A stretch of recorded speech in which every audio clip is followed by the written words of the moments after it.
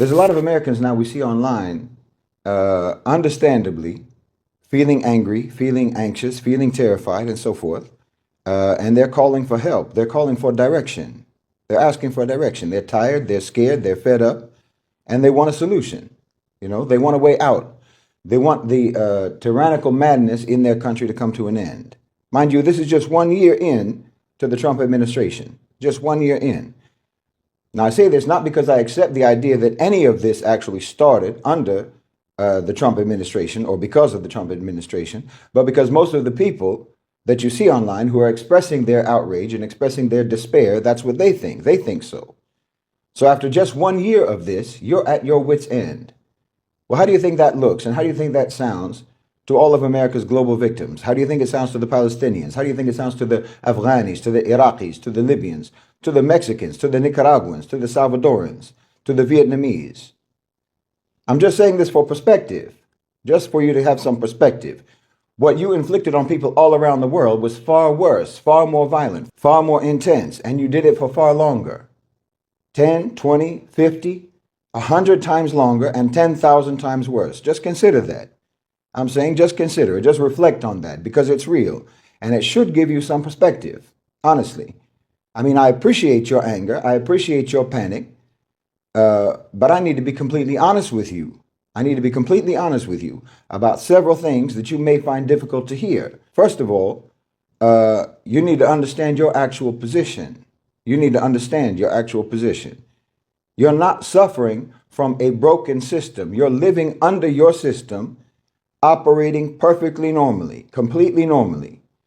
What you're experiencing is not a deviation from so-called American democracy. It's what American democracy actually is and always has been. The difference now is that the violence, the coercion, and the cruelty that America has always exported that globally. Now it's becoming slightly more visible domestically. And you're finally seeing what the rest of the world has experienced from America for generations. So don't overlook this. Don't be dismissive about this reality because it's very informative. The nature of your country, of your society, of your system has been viciously demonstrated to the rest of the world for a very long time. Your victims internationally have known and have understood you better than you ever understood yourselves. That's the truth. And yes, that includes the members of the global majority who live inside your country, you know, the ones who you call minorities, Africans, Asians, Muslims, so-called Latinos.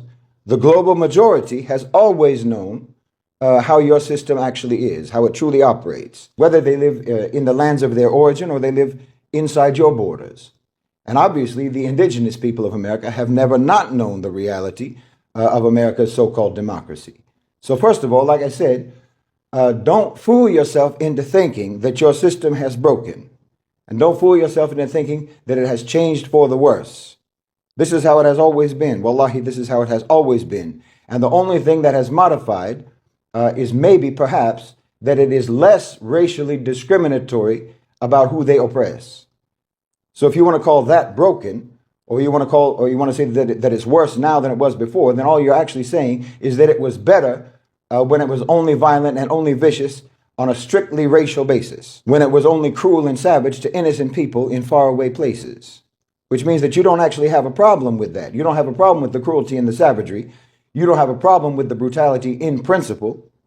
You just want that brutality to always be explicitly racist and explicitly elsewhere. In other words, you disapprove of Leopold cutting off Belgian hands, but you don't disapprove of him cutting off Congolese hands. ICE isn't an aberration.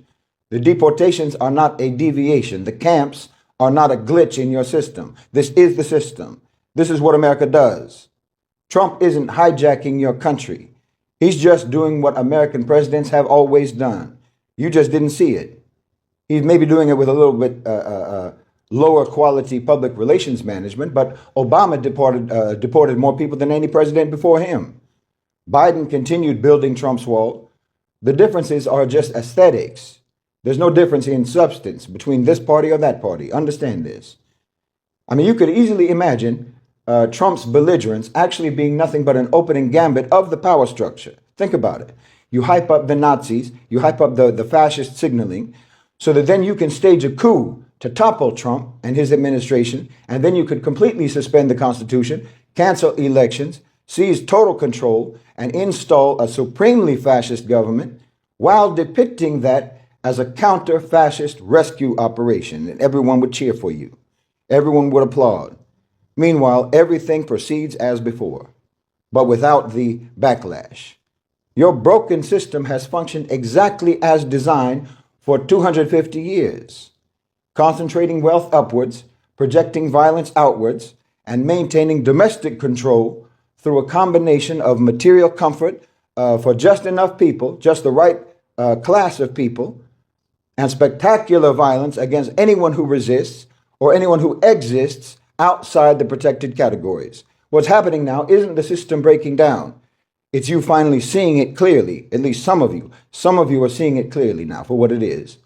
Actually coming to terms with this should recalibrate your reaction to what's going on.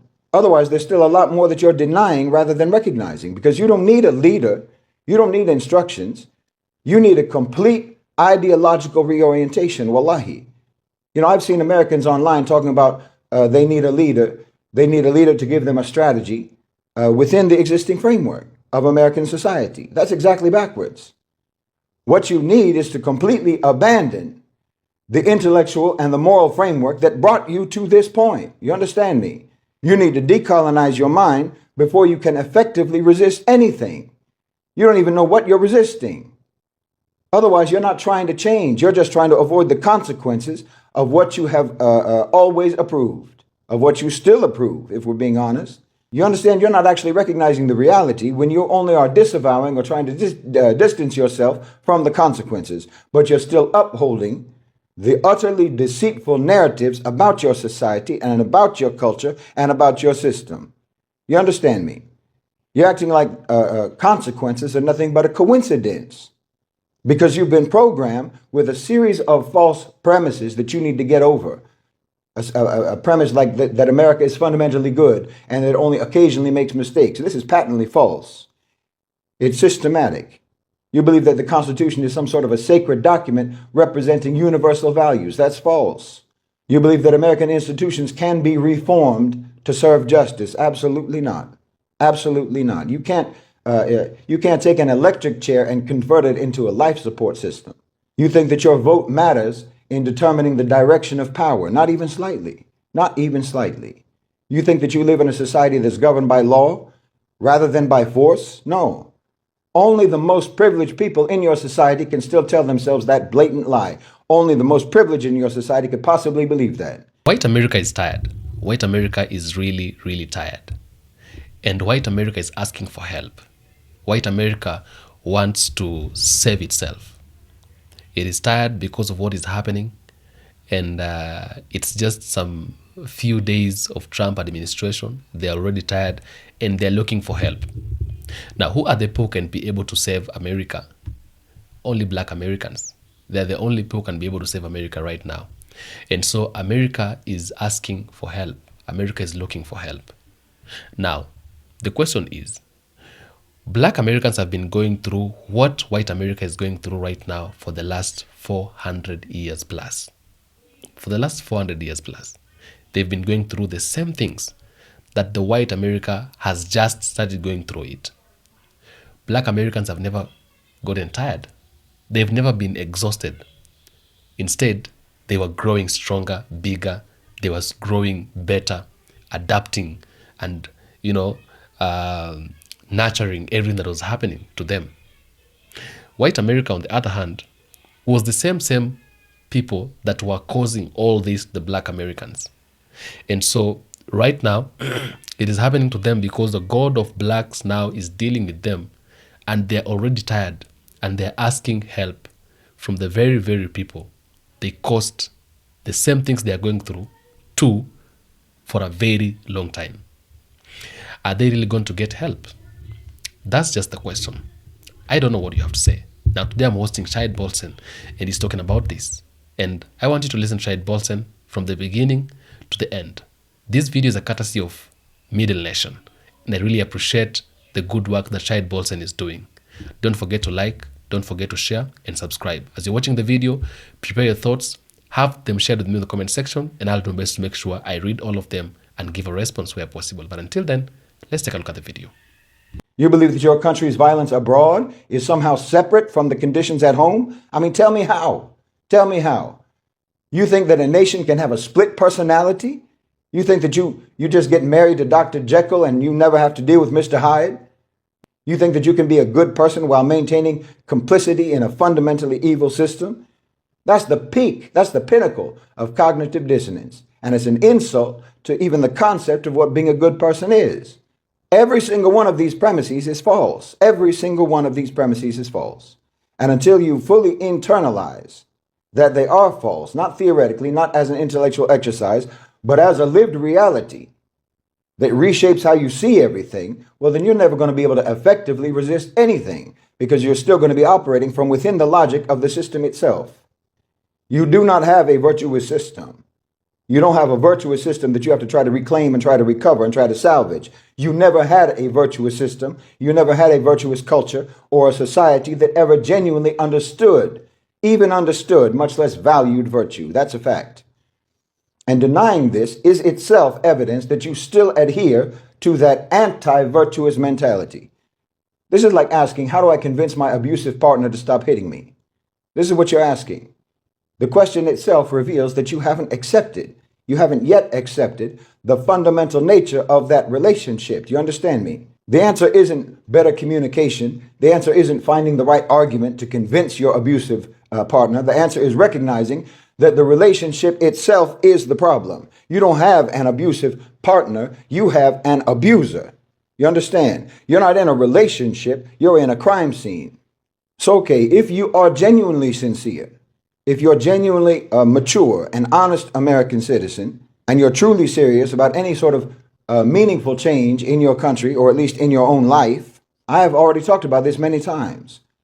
But given where you are, here's what you can, what's realistically possible, in my opinion. First, on an individual level, you have to accept, like I say, that you have to accept that you are living in a declining empire that's built on systemic violence. You're living in a declining empire that absolutely deserves to decline.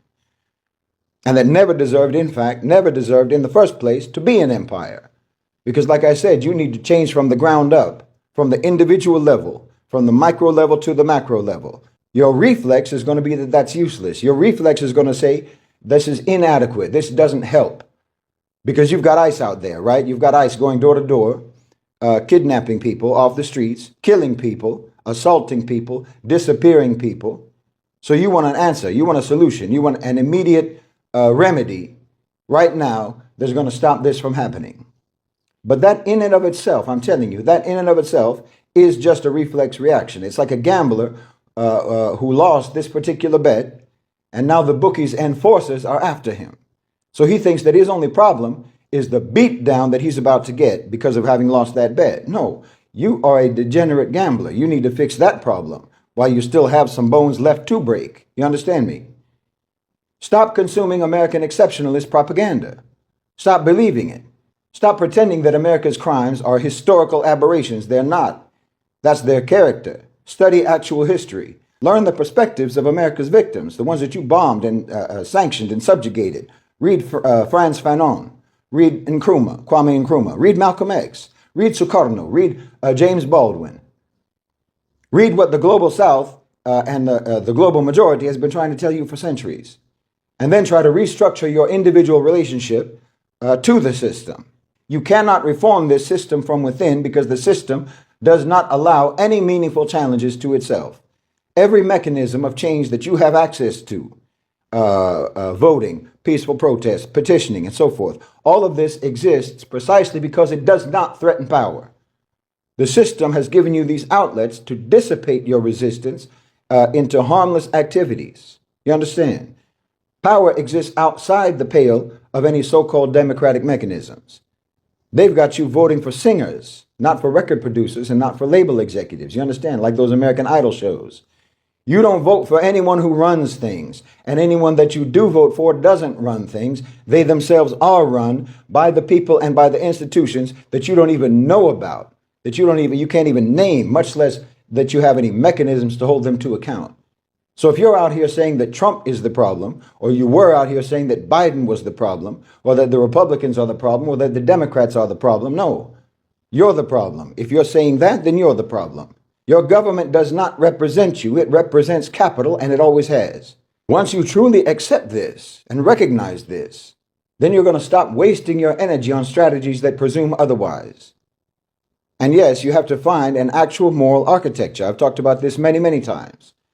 Again, I know that this is going to sound strange, but it is completely serious. Most Americans who want to resist the system, in reality, themselves have no coherent moral framework to resist from. You've been given a collection of liberal platitudes about human rights, about dignity, about democracy, and so forth. Decorative language with no structural integrity.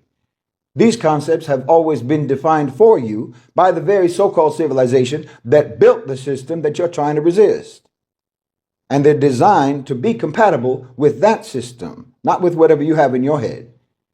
You've been raised believing that the recitation of these talking points is the same thing as thinking, it's the same thing as understanding, and that abstract principles are the same thing as lived, practical integration of principles.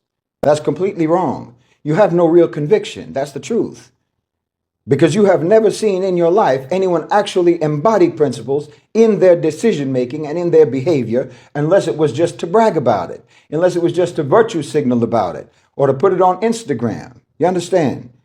Because in order to actually embody principles, well, you have to understand them. You have to understand them, and you have to internalize them, and you have to integrate them practically in your life.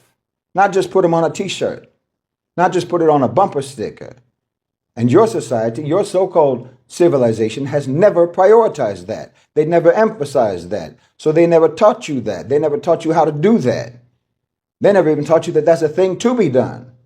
No, you need an actual moral framework, one that provides clear standards for right and wrong. I mean, not just something that you use to judge others, which is what you mostly do, but something that you actually comply with yourself. Something that's not based on your own convenience, your own comfort, your own desires. Something with actual integrity, with actual commitment, with actual conviction. You know, a moral framework that cannot be negotiated away by power or by money. That gives you something to stand on when every institution around you is corrupt. And that also lets you objectively evaluate when you yourself might be getting corrupted. Because if you're honest, I think that you'll have to admit that most of the time when you see someone talking about morality or talking about right and wrong, they're only doing it in order to apply judgment or disapproval about others, upon others. And only invoking that as a way to chastise or criticize or complain about not getting what you want, or about not being treated the way you think you deserve. Very, very rarely do you ever see someone talking about morals applied in any form of self-assessment, self-evaluation. Well, that's not a moral framework. That's a martial art. You're using that as a way of conflict, as a way of power projection. Obviously, like I've said before, for honest people, especially for Westerners, especially for Americans, the truth of the matter is that Islam is actually the only civilizational framework that's available to you that actually provides a genuine, practical, moral structure that you can adopt. I'm not proselytizing. I'm not making da'wah here. I'm making an analytical observation. This is an objective fact. Christianity already deformed itself completely centuries ago to accommodate power. And secular humanism, so-called, is just Christianity without a God and has all the same vulnerabilities. It's the same. Yes, every other option that you might think of is just a boutique philosophy that caters to each individual's desires. I'm telling you, you can't tell the difference between architecture and arson. That's the truth. I mean, let's be honest. We're talking about a population where more than half of you read at a 6th grade level. At a 6th grade, and that's an American 6th grade level, by the way, not the international 6th grade. So when you're talking about 6th grade for you, that's maybe 3rd or 4th grade for Singapore, for example.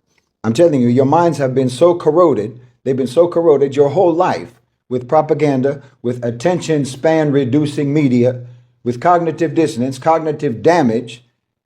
You've been raised in a culture of selfishness and amorality, of addiction, of anxiety, of confusion, on and on and on. And you tell yourself that you can actually craft your own independent moral frameworks Meanwhile, you can't even concentrate for more than 3 minutes at a time. Be serious. Listen, humility is a superpower. Honestly, it's a superpower. If you can be humble, because accurate, merciless self-assessment can be a superpower, and you have to have some humility to do that. Because then you can actually admit what you need to learn, when you need instruction, when you need guidance. And then you can actually get that instruction and guidance and that learning. But if you're too arrogant to do that, then wallahi, you consign yourself to being a lost cause just for the sake of your own ego and for the sake of your own pride. No, you and I both know that you are not up for it. You're not equipped for it. You're not equipped to try to cobble together anything like a coherent, rooted, reliable moral framework for yourself. You can't do it.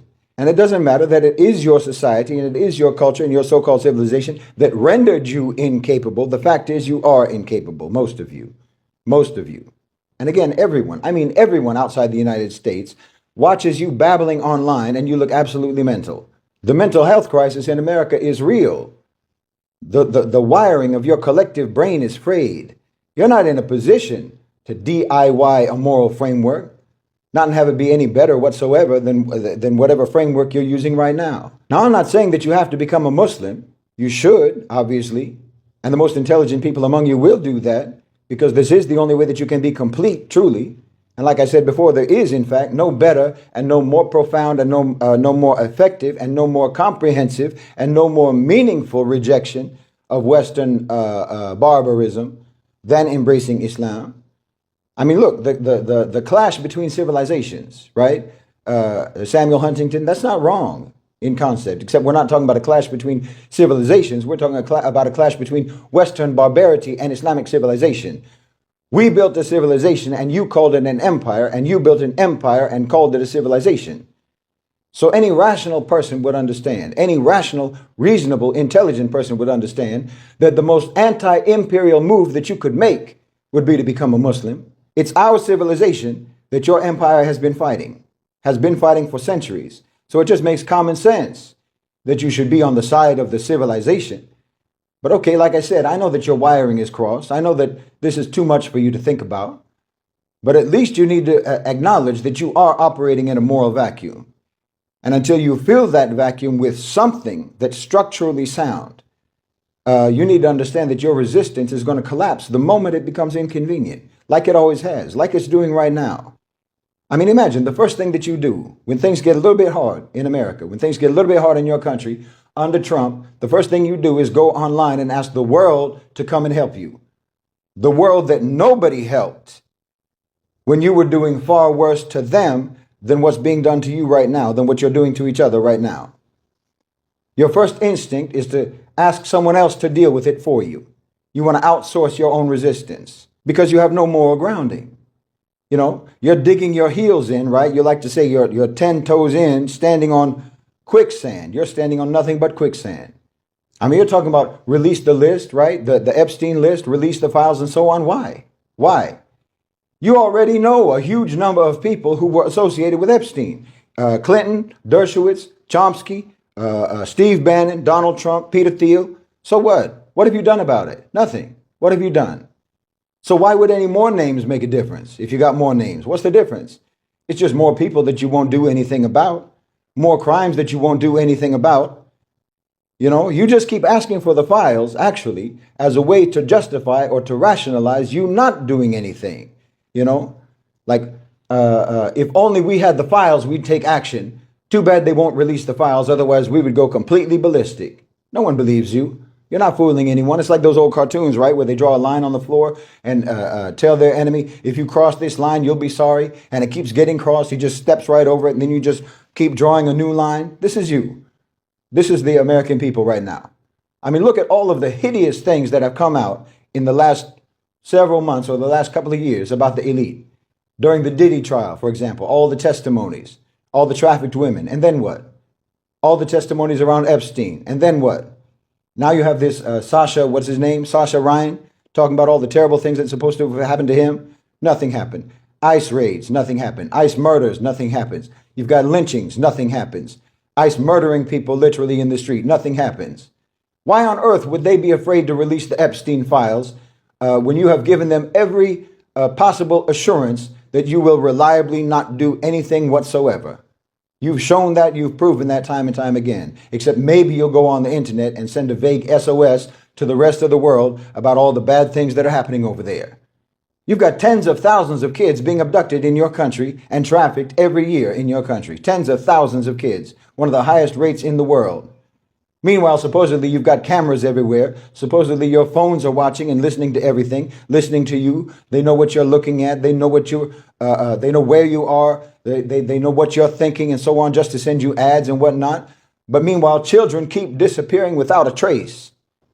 What are you doing about it? You've got all these guns. You've got all this bravado. I'm telling you, ICE is going to have to end up having some of their officers take off their masks and start posing as their own opposition groups just to make it look like you people are actually responding to anything. Wallahi, you're comatose. You're absolutely comatose. This is what I mean. No moral grounding, no real moral framework, no real moral structure. You don't know what morality is supposed to look like in practice, because in practice, doing nothing against oppression and against injustice, doing nothing is approval when you talk about practical morality. But okay, let's say that you do the work individually. Let's say that you actually do the work individually. Well, then the next thing is going to be doing work on the community level. And I've talked about this many, many times. You need to start building parallel structures, parallel networks, parallel power systems, ecosystems. You're not going to capture state institutions. That's not going to happen. They exist to prevent capture by the population. The best that you can do is to build alternative structures that meet your people's needs outside the state systems, outside the state structures. Mutual aid networks that don't rely on NGO funding or government grants and so forth. Alternative education systems, homeschooling networks, study circles, skill sharing, and so on. You need to try to build local food systems, community gardens, farmer cooperatives, direct purchasing, group purchasing, and so forth. You need alternative dispute resolution mechanisms, community mediation, restorative justice circles, and so on. Obviously, you need alternative media. To a great extent, we've already got some of that. You need local publications, study groups, community radio, and so on. You need economic cooperation, tool libraries, time banks, worker cooperatives, and so forth. All of these things you can set up. These are all things that I've talked about at length before. This is you creating strategically independent community infrastructure that can actually reduce your dependence upon the system that you are never going to be able to control. And it's going to create some space for you where potentially different values can be practiced and defended. Wallahi, I'm telling you, this is your only chance. Stop thinking that you can change the system and start building your own. Because the truth is, as long as you are not building alternative structures, parallel structures, as long as you're not doing that, it means that you're still holding on to the illusion that the system has just gone astray. You're still holding on to the illusion that you can somehow set it right again. But that's not happening. That's not going to happen because it was never right to begin with. You need to end your relationship with your abuser and stop pretending that going to couples therapy is going to change anything. That abuser is what he is, and he's always going to be that way. But I know how you're going to react to this. I know what the reaction is going to be. The idea of building community ecosystems, building systems of community sovereignty, this seems impossible to you. It's too daunting for you. People will never go along with that. It's too hard. It's too tedious. It takes too much work. You can never get people to work together. Well, okay, there you go. Here's your problem. Because I'm literally actually talking about normal human cooperation, normal human mutual support that most people around the world do naturally. They do it organically. Do you understand? Most people around the world do not actually center their lives around their government, around external power structures. They center their lives around their communities, around their families, around their neighbors. They don't need government agencies or NGOs. They literally just cooperate and support each other because that's just normal. That's just normal human behavior. So you need to look at what is so abnormal about you, about your culture, about your so-called civilization, that the very idea of creating sovereign communities seems so daunting to you, seems so insurmountable to you. I'm telling you, the truth is, you have become a whole nation of domesticated cattle for the power structure. That's the truth. You're not citizens, you're pets. And your owner, that pet owner, that cattle owner, is converting you into his food supply now. I told you the first thing that you have to reconcile yourself with is that the empire is retracting. Your empire is declining and your empire is being dismantled. This isn't hopeful speculation. This is material reality. The economic base that allowed for American hegemony in the first place is eroding. The dollar's role as a reserve currency is being systematically, carefully dismantled by the people who put it together in the first place. The American military only has the power to destroy things, not to build things. And destruction without construction is just expansion failure. Look at Iraq, look at Afghanistan, look at Libya, look at Syria. In all of those places, America only destroyed and they built nothing and they gained nothing. China, the GCC, BRICS, Russia, these are the ones who have gained influence and who have gained leverage in those countries. They're the ones who have gained economic advantage, who've gained political footholds, who've gotten investment opportunities in those countries. They are the rebuilders of what you broke. Look at what's happening. Look at that system. The question isn't whether American power will decline. It's how violent that decline will be and who is going to suffer the most during the transition. What you're seeing as policy failures are actually strategies for decline, managing decline, while preserving elite wealth, while preserving elite advantage. And the looting is intensifying because the window is closing. The police state is being built precisely because they're trying to preempt any resistance. Trump's administration isn't incompetent. Don't tell yourself that. They're not fools. They're executing a specific strategy of asset transfer and fortification. While you're outraged about ICE raids, the actual wealth of your country is being systematically transferred in terms of your assets, being systematically transferred to Gulf sovereign wealth funds, to Chinese investors, and to American oligarchs who themselves are positioning themselves for the post-dollar world, for the post-American world order. America's allies are quietly building alternatives to American systems. You don't need to destroy the system. You need to refuse to save the system when it's failing. You understand me? Let me tell you what's not possible so you don't waste your time on fantasies.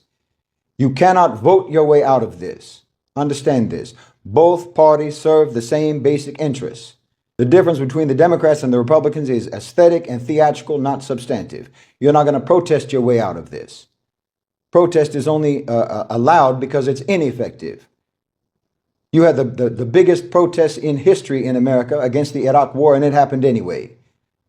Protests make the participants feel like they've done something, which is exactly its function, to dissipate resistance into symbolic gestures and make you satisfied, and simultaneously to make you hopeless that you can never do anything effective. And you're also not going to be able to build a mass movement in America. The truth is that the population is too atomized, too propagandized, too materially invested in the system, and too surveilled. Every mass movement that even began to pose a genuine threat to the American power structure was destroyed. It was destroyed through assassination, through imprisonment, through infiltration, and through co-optation. You cannot stop the violence through appeals to law or morality. American law is the codification of American power, not a check on American power. You understand? The Constitution was written by slaveholders to protect their property, and it functions exactly as designed, and it always has. Appeal to so-called American values are nothing but appeals to fictional constructs that have always only ever been designed to make you accept your powerlessness. And the truth is that when you're asking for help, what you're really asking is, how can we stop this while remaining comfortable, while keeping our position in the global hierarchy, while maintaining our sense of ourselves as good people, good, innocent people? And the answer is you can't. You can't. You cannot have justice and also have your empire. Every comfort that you have is built on violence somewhere else. The cheap goods, the reserve currency that maintains your purchasing power, the security from foreign invasion, the ability to travel anywhere in the world on your passport, all of that is built on the systematic subjugation of billions of people. No, like I said, the fall of the American empire is absolutely the most deserved fall in history. And you're a fool if you're trying to prevent it. You're an immoral fool if you're trying to prevent it, and you're a fool if you even think it can be prevented. This is happening. And any strategy and any approach that you take is going to need to be based on an acceptance of this reality, not based on any illusions that you should try to avoid it or try to prevent it from happening. You need to be focused on alternatives to the system, because the system, as you have always known it, in fact, is going away. Do you understand me? Look, the rich and the powerful in your country, in your nation, the people who run your system, they are all preparing for its dismantling. They're the ones who are dismantling it. And they're preparing for a future without it. So if you have any sense whatsoever, that's what you would be doing too. If you actually want justice, then you need to be prepared in the real world to become poor by global standards. You need to be ready to lose your imperial privilege and admit that that's what it's always been. You need to be willing to accept that the rest of the world does not owe you a soft landing for your empire's crimes. That's the truth. Most Americans, even the most progressive so-called Americans, even the most well-meaning Americans, are not actually even willing to accept this trade-off, this inevitable trade-off. They want their empire to continue running, but they want it to be nicer. They want American power to be deployed for good causes, not dismantled. They want to keep their position in the global hierarchy, at the top of the global hierarchy, but they want to be able to feel ethical about it. But this is impossible. The position itself is unethical. There's no way to nicely manage your empire when it's been built completely and sustained on theft and murder. The architects of your empire themselves are abandoning it, and that you still want to hold on to it. Well, that's a fool. That's a fool, and it's an immoral fool. No, you need to build alternative systems, alternative structures that reduce your dependence on the imperial structures. Like I say, food systems, education systems, economic cooperation, economic ecosystems on a community level, conflict resolution systems on a community level. Everything that makes communities less dependent upon state power, less dependent upon private sector power. You need to prepare for the collapse that's coming, because it is coming. The dollar system is going to fall apart. It's being made to fall apart. The social contract is going to deteriorate even more. Political violence is going to increase. So you need communities that can survive all of that without state support, because state support is going to increasingly become either unreliable or actually even more predatory. You need to accept suffering and sacrifice. You need to accept that resistance comes at a cost. People go to prison, people lose jobs, people get beaten, people get martyred. And if you're not willing to accept these possibilities, then you're not actually ready to resist. You're ready to petition your oppressors to be nicer to you. You need to abandon the identity of American as even being anything worth preserving. You're not trying to save America or restore American values if you have any sense whatsoever. America is a crime against humanity that needs to come to an end. There needs to be justice. The question is whether you're going to try to help that end peacefully, or whether you're going to try to sustain it, cling on to it, and take millions of other people down with you. So the real question isn't what you can do. The real question is, what are you willing to become?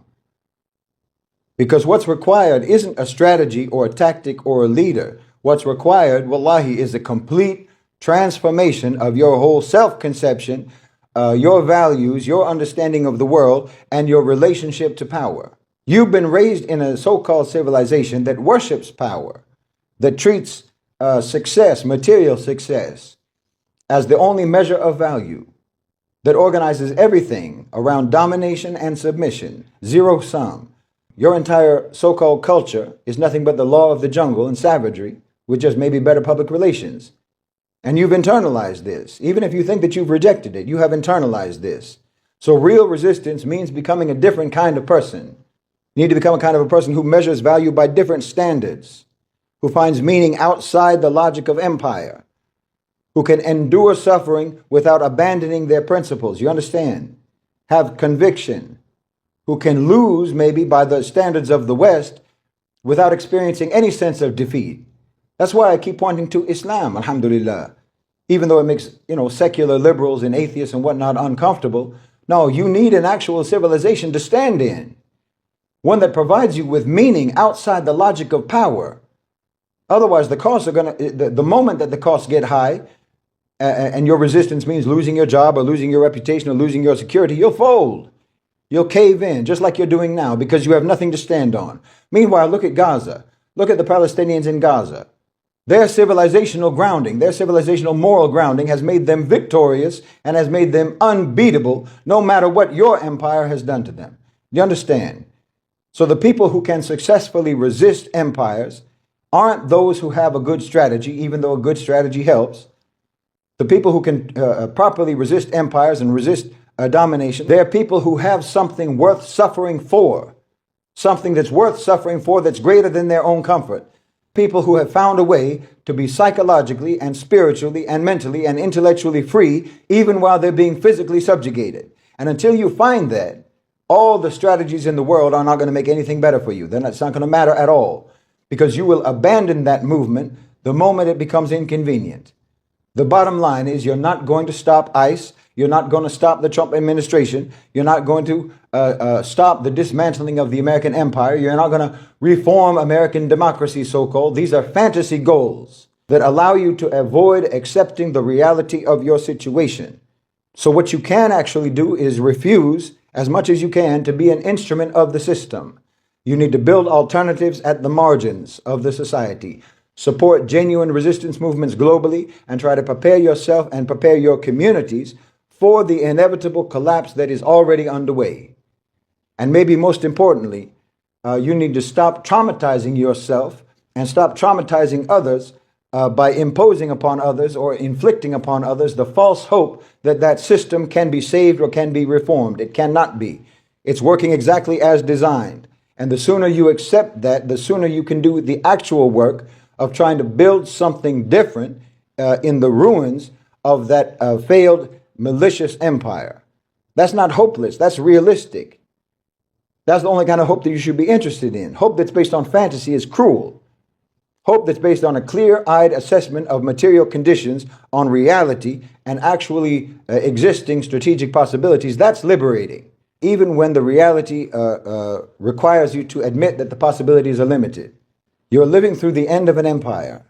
And that's actually the best news that you could possibly get, because the ending of your empire is when the rest of the world begins to heal from the crimes that you committed.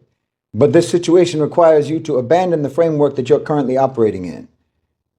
And the question is whether or not you're ready for that.